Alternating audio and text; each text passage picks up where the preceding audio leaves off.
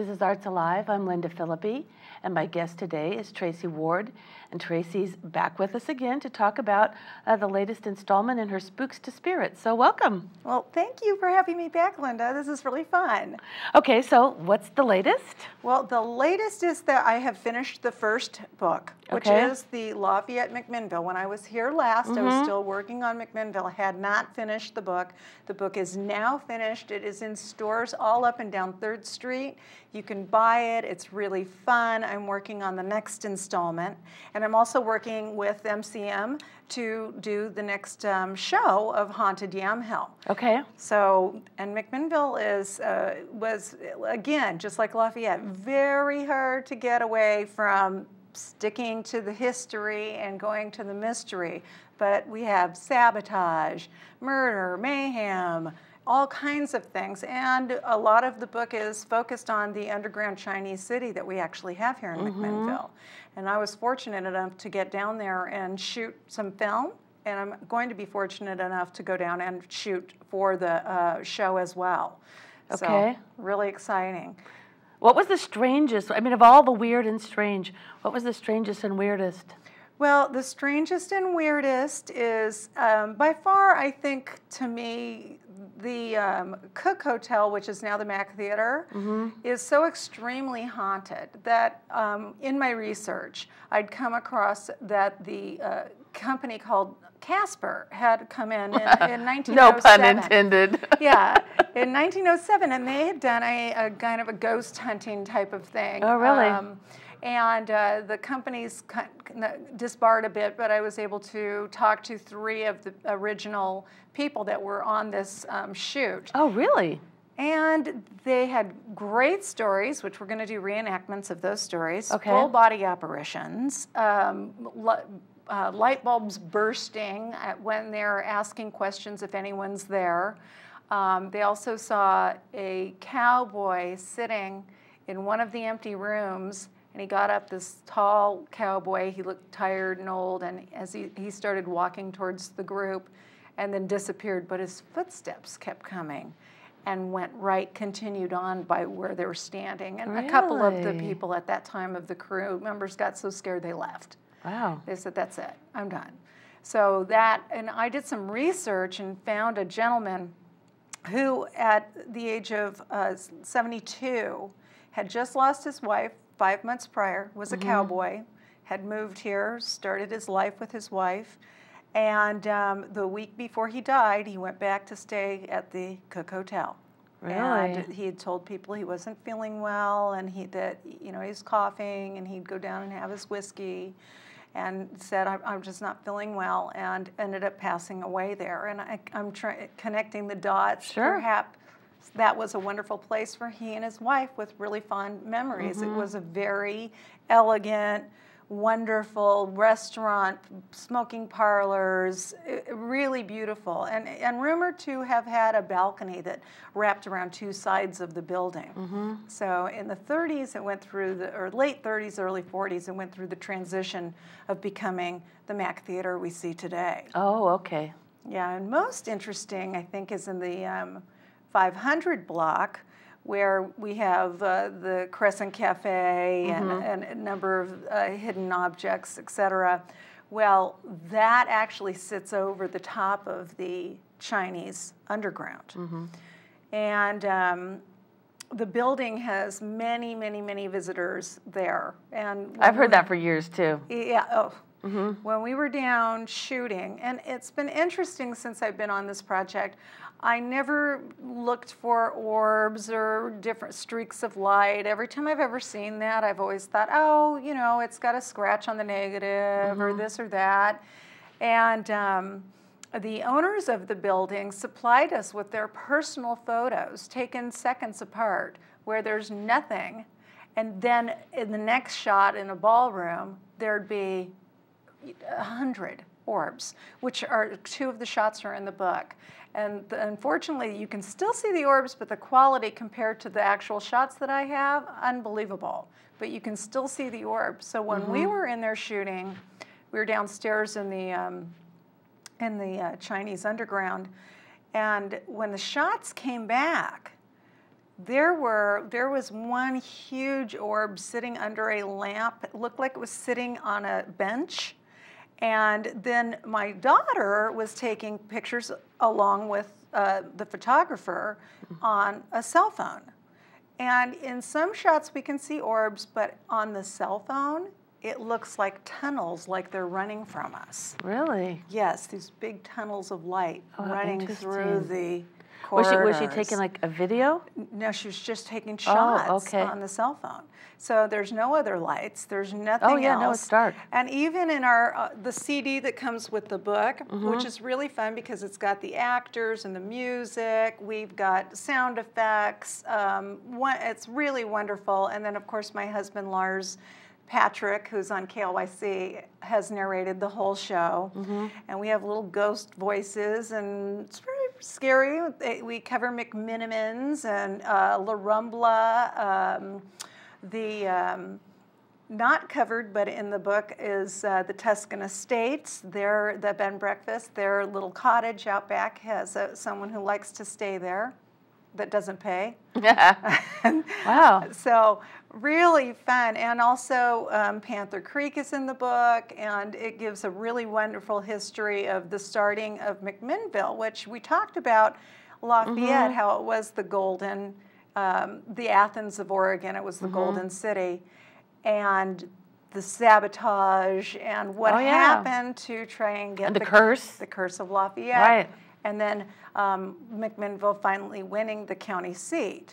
Well, that is all in the story. And of course, William Newby is the center of that story. He was an absolute genius entrepreneur, as well as a little bit of a saboteur. So it's a really fascinating read. But I did have my photographer walk out on us because she saw something. Where were you? Well, we were upstairs in the Warwick's apartments up above on the 500 block. And in their apartment or in the ballroom part? We were in the attic. In the attic? Yes. Oh, okay. Yes. And so where the owner himself will not go, he went up there to escape some construction one night, or went during the day, and kept hearing this knocking and knocking and knocking, and thought, you know, this is insane. What are they doing? And went down, and none of the construction was happening anywhere by the knocking. And he went back up, and this knocking resumes, and he starts looking around, and he realizes the knocking's coming from some doors that are just laying against the wall that lead to nowhere. And he said, that's it. I'm out of here. I'm out of here. I'm not going back. And then we had the same problem with our photographer. She's like, I'm not going back. I'm sorry. She heard the noise? No, she saw something.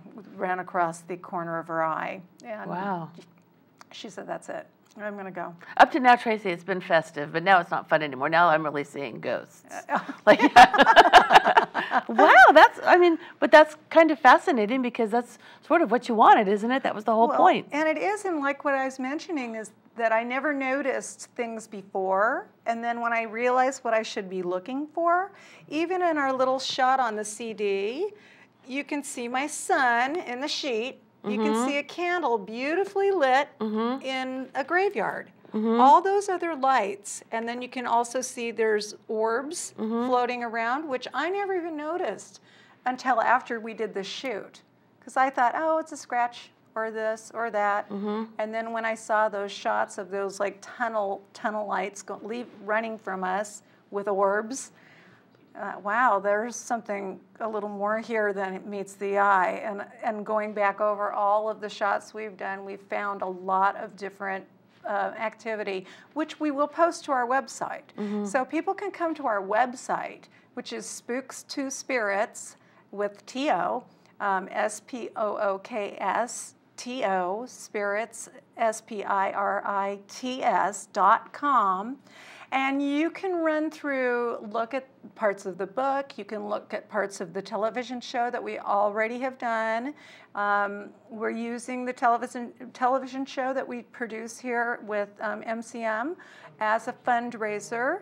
And we did our first fundraiser at 3rd Street Pizza for YCAP. And we raised 82 meals. Wow, that's fabulous. Yeah, so it was wonderful. So why don't we talk a little bit about what it was like to work with MCM? Oh, it's been wonderful. Everyone here is so helpful, but don't expect them to do the job for you. You know, they're going to teach you how to do the job, then they'll sit and help you navigate to what you've already learned so that you actually know exactly what you're doing. So don't think you're going to come in here and have a staff at your beck and call to do all of the dirty work. You've got to know how to do it yourself. Did you borrow any of the equipment here to take out on your shoot? Oh, absolutely. We borrow the cameras and the tripods. I'm in here diligently editing all of the footage. I've learned, you know, a lot about camera angles and sound and what we need to do to get the shots we need. The last show, learned a lot from the last show.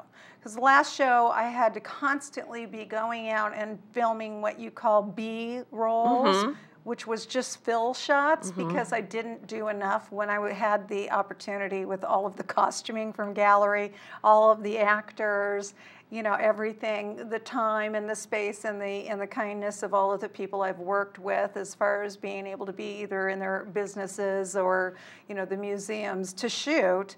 Sure. And then you realize you come back and it's like you've got 5 minutes of blank, you know, and so we have to go out and take out the cameras again and reshoot. And it's been lovely. I mean, just calling, making an appointment to check out the cameras and going out and being able to accomplish what we've accomplished. But everyone here is absolutely wonderful and incredibly helpful. I'm a big fan. Good. So let's talk about then, you're now working in the towns of? Dayton and Dundee. Okay. And what are you finding? Well, I can't really tell you, except that I will be focusing on a couple of the big major staples there. One will be the Masonic Lodge and the in Dundee? In Dayton. In Dayton, okay. And then as well in Dayton, I'll be focused on the fort. There's a really great backstory about the fort. Okay. A couple of the, I don't want to give too much away. No. But certainly I'm always focused on places that people can actually go, either stay, eat, have a drink, you know, because this is a travel guide.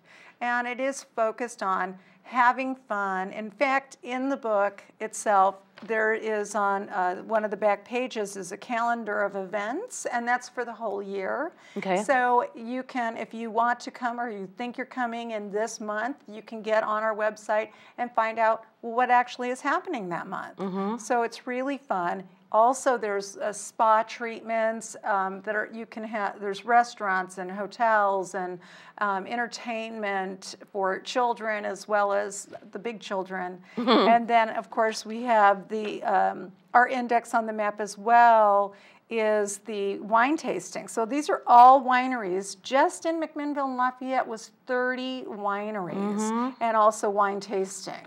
So it's a very concise map, super easy to read, and really fun. I just actually took my friends out on my personal wine tour a couple weekends ago. Oh, okay. You know, and put the CD in, and you listen to the stories as you're going from one winery to another, and it's really fun. By the time you get to the last winery, you don't know if you're drunk or scared. No, you know you're scared drunk. Yeah. Or scared sober. Exactly, something like that. Yeah, you got to have a good, you know, designated driver. So all the places then that you mentioned, all the businesses are accessible to the public? Absolutely. Okay. I'm not focusing on anyone's homes because Right. that's not fair to No, them, no. and nor is it fair to the would-be ghost hunter. You want to be able to have places that are accessible.